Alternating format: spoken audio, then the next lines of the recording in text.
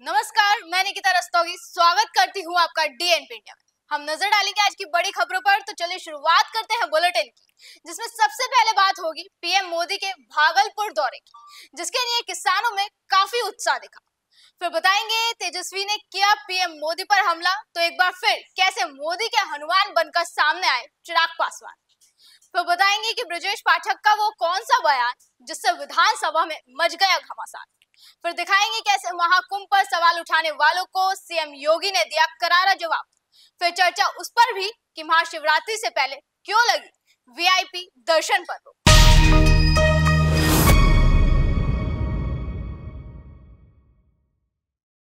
आज प्रधानमंत्री नरेंद्र मोदी भागलपुर दौरे पर रहे, जहां उन्होंने किसानों को बड़ी सौगात दी।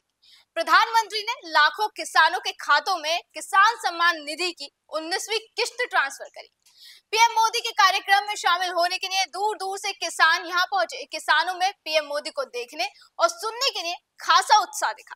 यही नहीं, किसानों ने खुशी में जमकर जय श्री राम के नारे भी लगाए। आप भी देखिए कैसे किसान फुल जोश में दिख रहे हैं। पीएम मोदी ने भागलपुर में विकास परियोजनाओं का शुभारंभ किया और पीएम किसान सम्मान निधि की 19वीं किस्त जारी की। इस दौरान पीएम ने गरीब अन्नदाता, किसान, नौजवान और नारी शक्ति को विकसित भारत के 4 मजबूत स्तंभ बताया।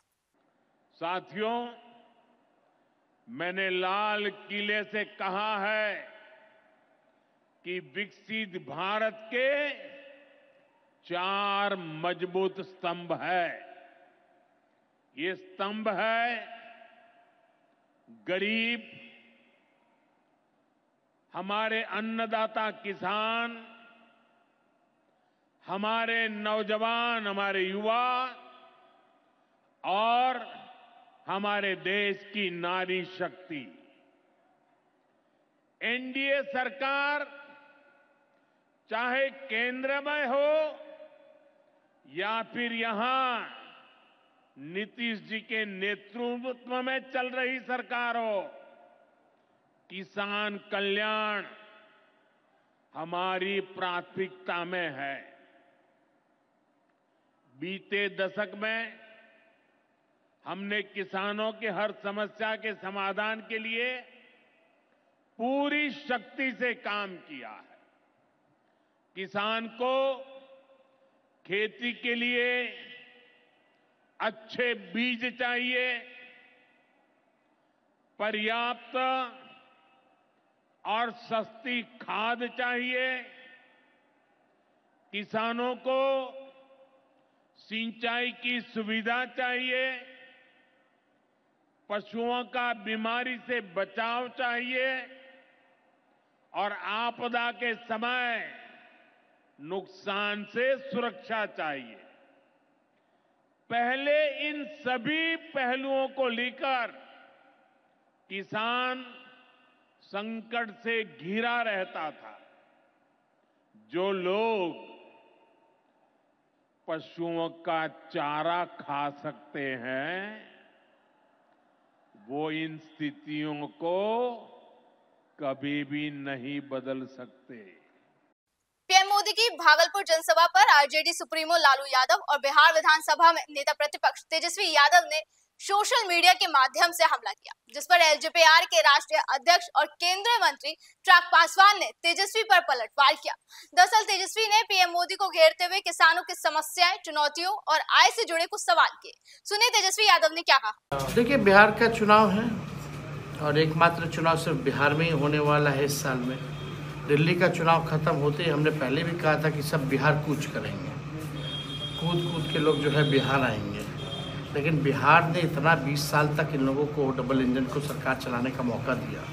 केंद्र में 11 साल से प्रधानमंत्री नरेंद्र मोदी जी हैं, 20 साल से मुख्यमंत्री नीतीश कुमार जी हैं। साक्षरता के मामले में बिहार सबसे पीछे है। प्रति व्यक्ति आय और प्रति व्यक्ति निवेश में बिहार सबसे पीछे है। किसानों के आय में बिहार जो है सबसे पीछे है। बेरोजगारी में बिहार नंबर 1 है। पलायन में बिहार नंबर 1 है। गरीबी में बिहार नंबर 1 है। प्रधानमंत्री जी आते हैं, अच्छी बात है, लेकिन जब आते हैं तब जुमलेबाजी करते हैं, जुमला बोलते हैं, बिहार के लोगों को ठगने का काम करते हैं। पिछले बार कई बार चुनाव में आए तो चंपारण गए या बिहार में अलग अलग जिलों में जाकर के बोलते थे कि भाई यहाँ का चीनी मिल जो है चालू कर देंगे, यहाँ का जूट मिल जो है वो चालू कर देंगे, अगले बार आएंगे तो चाय यहीं का पिएंगे। क्या हुआ? बिहार का किसान की जो समस्या है वो आप समझ रहे हैं, और राज्यों की तुलना बिहार में, क्योंकि यहाँ बटाईदार सिस्टम ज़्यादा है तो और सिस्टम में किसानों की समस्याओं से थोड़ा डिफरेंट बिहार का किसानों की समस्या है। तो बिहार में जो है उस हिसाब से किसान जो है मर रहे हैं। कुछ किसानों के लिए इन्होंने नहीं किया।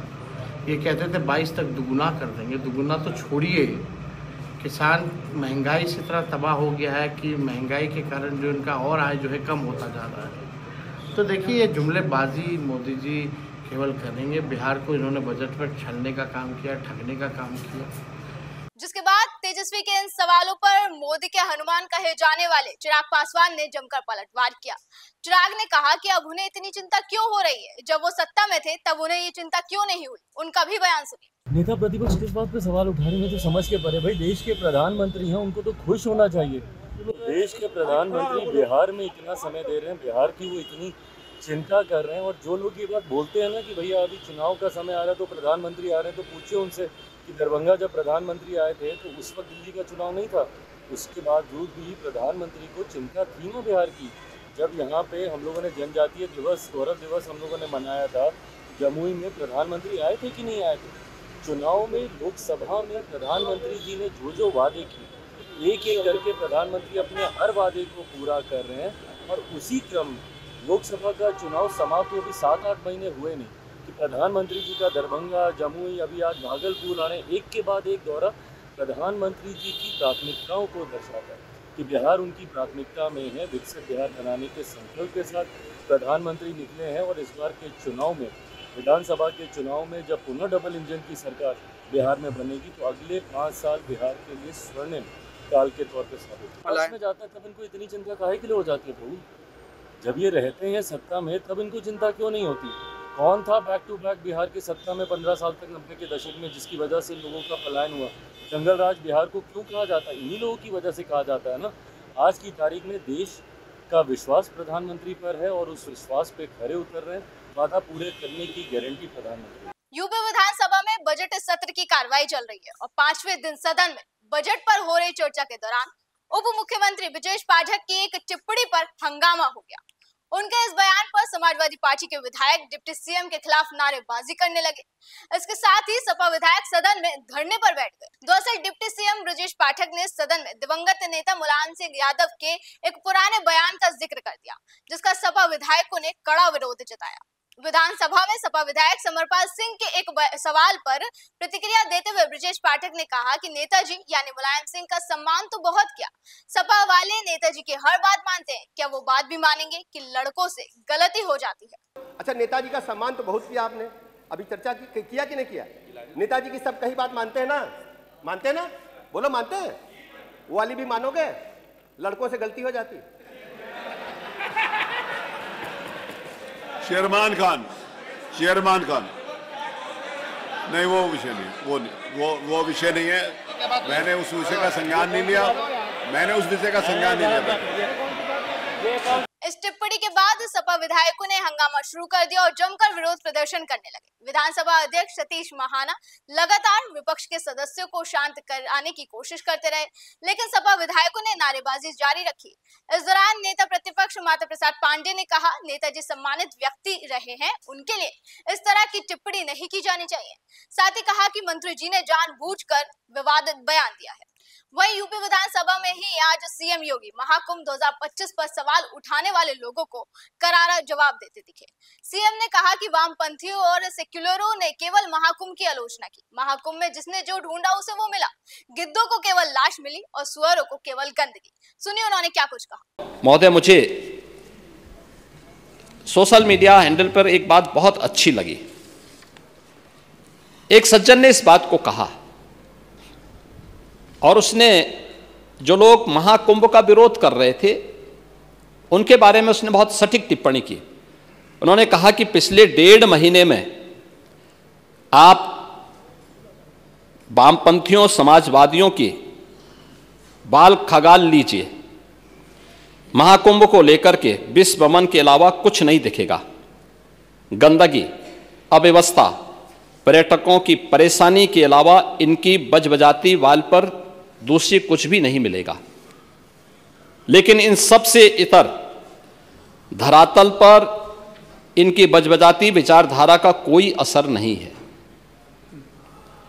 हज के दौरान अव्यवस्था से होने वाली सैकड़ों मौतों पर चुप्पी साध जाने वाले भारत के वामपंथी सेकुलर स्कॉलर महाकुंभ की भव्यता पर उल्टी करते नजर आए हैं।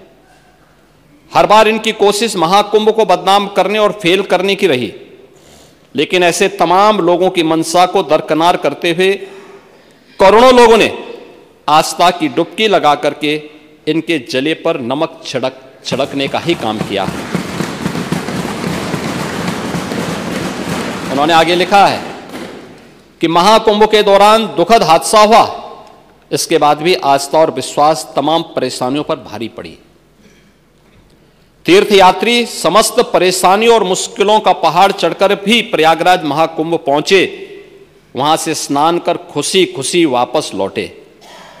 रिश्तों के जटिल समीकरण का परिभाषा गढ़ता महाकुंभ अब समारोह की ओर है, लेकिन यहां से निकला संदेश हर सनातन के मन में अमिट छाप छोड़ गया है, जो वर्षों तक लोगों की बदकही और कहानियों में जीवंत रहेगा। हर तरफ अपनी मां और बुजुर्गों को महाकुंभ में अनाथ छोड़ देने वाले बेटे रहे हों, तो दूसरी तरफ अपनी सास को पीठ पर उठाकर कुंभ स्नान कराने वाली बहू भी रही है। लेकिन सनातन विरोधियों को नजर केवल गंदगी पर पड़ी। मैं अध्यक्ष महोदय वह चित्र लेके आया हूं। ये देखिए, एक बहू है, अपनी सास को पीठ पर लाद करके जा रही है महाकुंभ स्नान करने के लिए।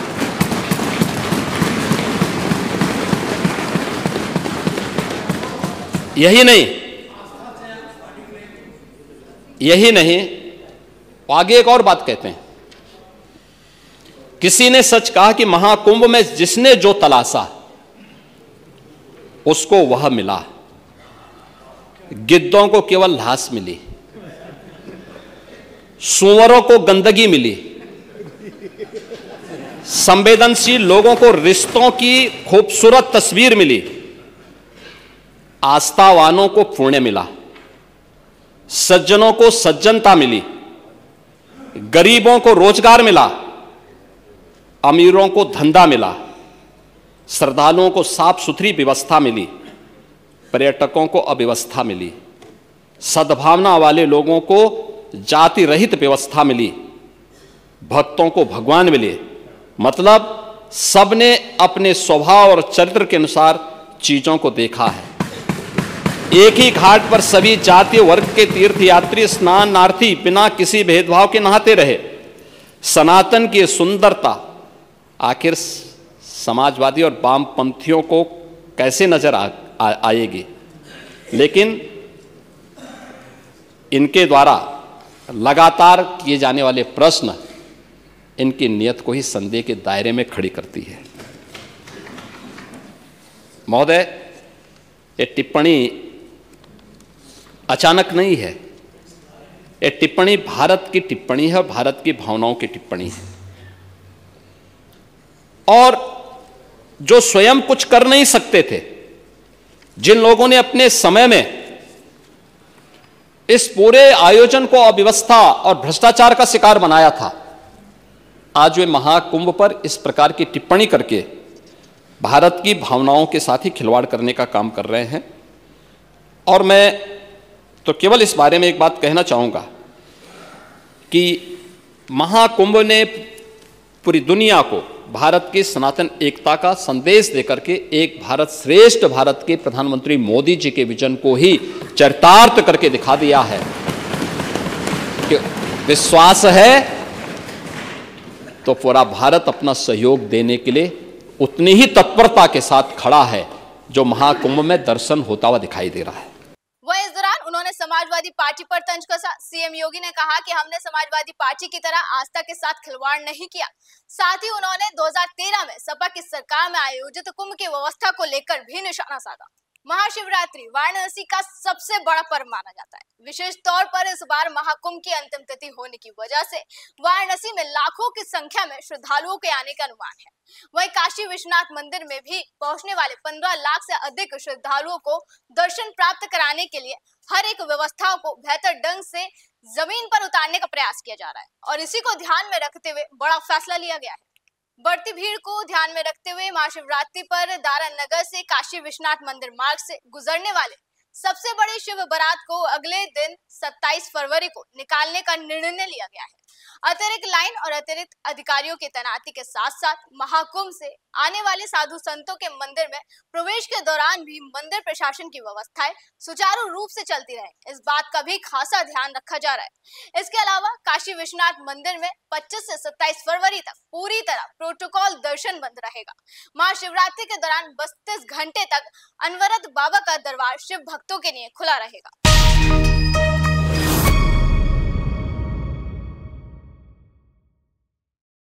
ऐसी देश और दुनिया की तमाम खबरों पर हमारी बनी रहेगी नजर। आप देखते रहे GNP इंडिया। नमस्कार।